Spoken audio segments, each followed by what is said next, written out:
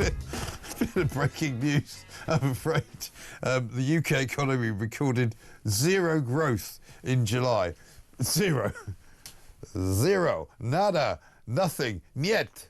I mean, we could go on. It's like a Monty Python sketch. Bugger all. Sorry, I know I'm not supposed to swear. Sorry, I'll take that back. No growth at all in July. So it remains the UK economy at 0.4% growth. You might as well have no growth at all. I mean, it's like pretty much stagnated. How about this from Sarah in Morden? She says, when he announced phase 2, I thought he wanted to draw a line to the preceding 14-month car crash, so we never mentioned it again, as if it never happened. Phase 2 has been so exciting, we haven't had time to think about it. Can't wait for phase 3. He's finally given us something positive to look forward to, his own demise. I think that's right.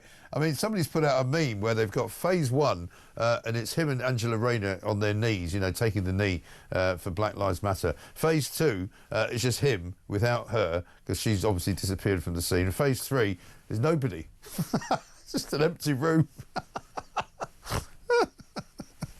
It's just incredible, isn't it? Shall we have a look? Let's do it. We've got to do this. This is Keir Starmer announcing phase 2 just about 12 days ago. Summer's definitely over, and this morning we've got all the Number 10 staff together and talked through what phase 2 of the government is going to look like and feel like. So we go into phase 2, 1st of September 2025, in good spirits, confident and with conviction. How's it going now? Good spirits. Well, there's two people who were in that room who are now not in the room. One, Angela Rayner, the former Deputy Prime Minister, who's been sacked, and Peter Mandelson, who is, of course, the former US ambassador, who's now also been sacked. I can't wait for phase 3. Benedict Spence is here. Benedict, very good morning to you. Good morning, Mike. How are you doing? I mean, you don't look as enthusiastic as I am about phase 3, but you know, it's got to be a great thing, isn't it? Well, that's because I've been out on the lash trying to forget what country I live in at the moment. But you know, let's not get by the by.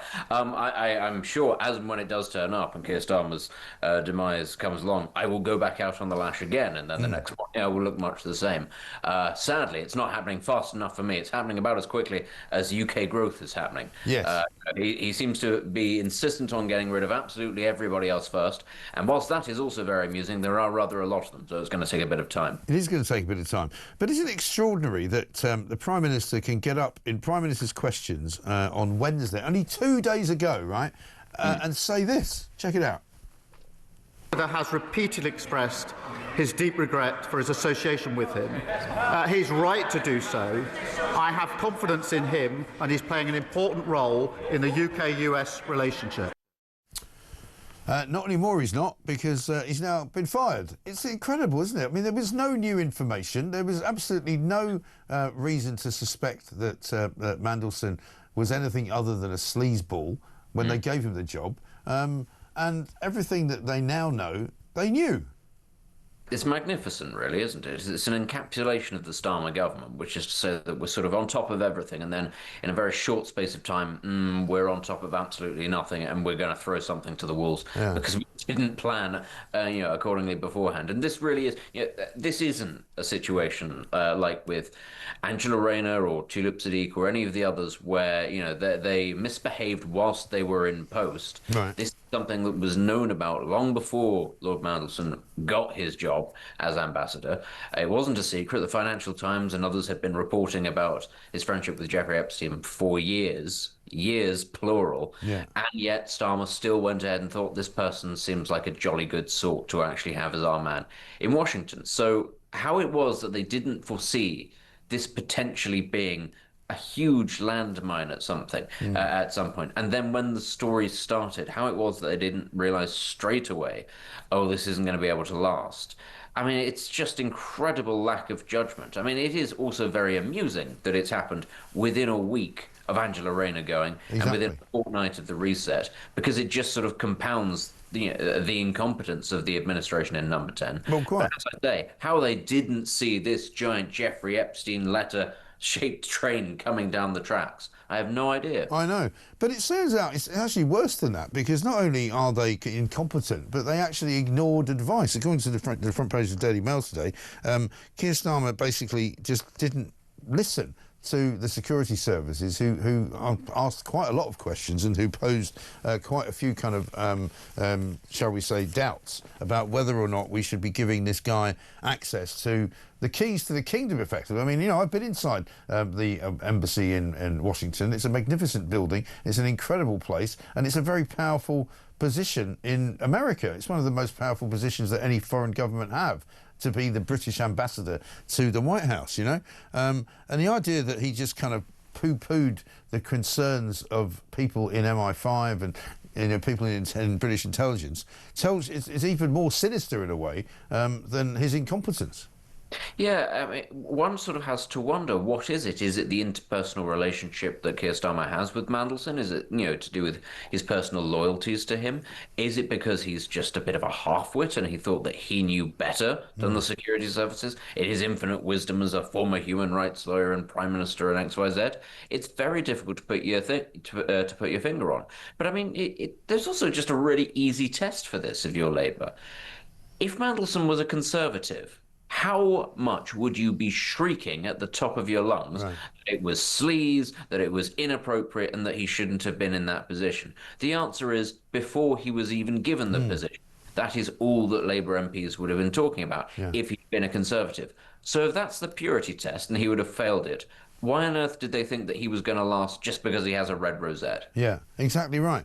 And it is that whole kind of, you know, dark, desperate background which goes all the way to the beginning of the Keir Starmer sort of premiership, and Lord Ali, because Lord Ali and Peter Mandelson were very big mates, and Lord Ali was somebody that Peter Mandelson used, shall we say, when he was in government himself in the early part of this century. There's all sorts of recommendations you can find of his references to Lord Ali. There's all sorts of references to how Peter Mandelson went down to Lord Ali's house in Kent and used to work on all sorts of, you know, dark dealings that he was going to come up with and recommendations for Tony Blair. So, you know, Lord Ali is a kind of, shall we say, a thread that runs through, which connects, basically, the Blair government, the Brown government, and this government.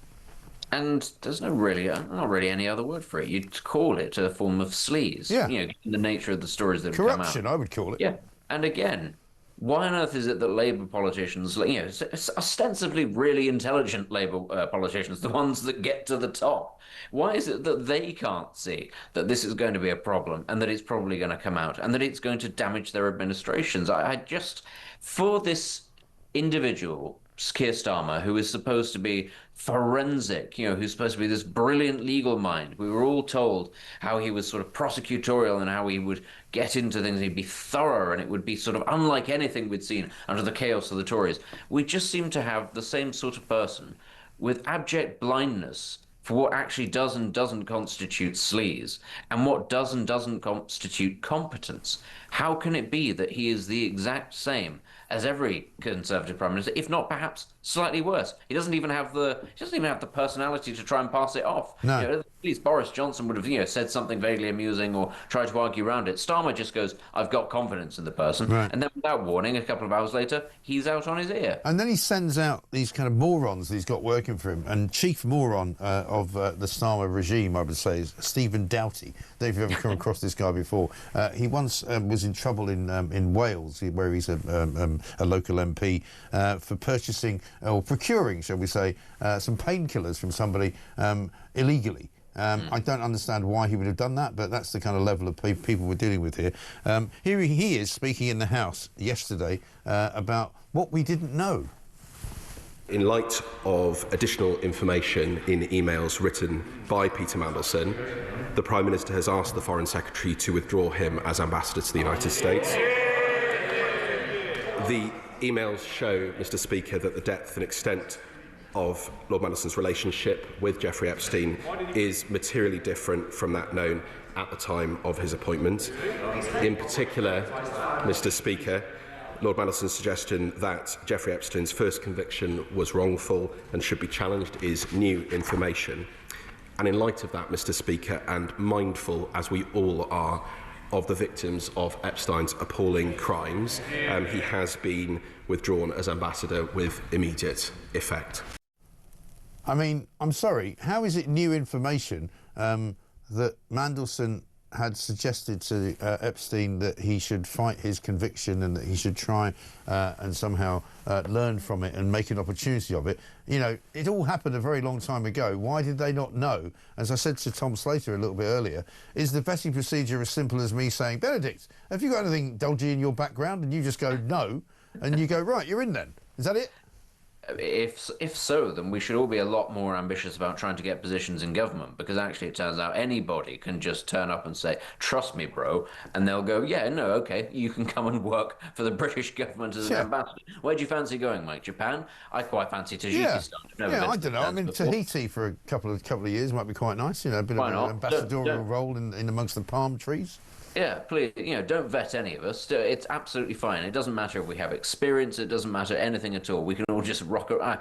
I sort of joke. I suppose that's sort of what we did during the days of Empire. But still, it's one of those things where you look at it on the face of it, and it's very clear what's happened. He's somebody who is a big beast and carries a bit of heft, and he's got close personal friendships with people throughout the Labour Party. So it is, if you like, a job for the boys. That's what this is. But of all the ones you could have possibly picked, and I go back to what we said at the beginning, none of this was really new. Even if it wasn't in the public domain, plenty of newspapers knew about this, and they were pursuing these leads. If they did, the security services will have known about some of this stuff. And as we now know, Starmer was told this stuff is out there. Yeah. It's potentially very dangerous. It's potentially very damaging to you. You might not want to do this. Lo and behold, he's gone and done it anyway. And, you know, why should we be surprised at his judgment, given some of the appointments that he's made elsewhere? I mean, for heaven's sake, his preferred candidate to be deputy leader is Bridget Phillipson. Does this give you the impression of somebody who is red hot on appointments and on the capabilities of people? I'd think not. Well, and also, nobody's really highlighting this at the moment. They're not really saying it's a security risk. But when you get somebody who is this dodgy, this sleazy, this kind of wedded to money, to power, to profits, you know, and to have a nice lifestyle that you could never really afford to have, he would literally sell his grandmother down the river for you know, a pot of gold, as it were. So, you know, in what way is he a safe pair of hands to be put in a position where he could be influenced by Russia, he could be influenced by China, he could be influenced by any number of foreign powers that wish to do Britain harm, and he wouldn't care because he's getting a nice, you know, Rolex out of it or something? Again, if it were a Conservative, these would be the things that people would be saying straight off the bat, that he is corruptible, that he could be bought by foreign powers. You know, if this was David Cameron that we were talking about, do you remember that actually the sort of the outrage that, you know, followed David Cameron when he went around to sort of try and make money around the world, and people said that it was disgraceful. Well, they're doing it to Boris Johnson now, aren't they? You know, the Guardian are all over him like a rash, saying, "Oh, he went to Venezuela for £250,000."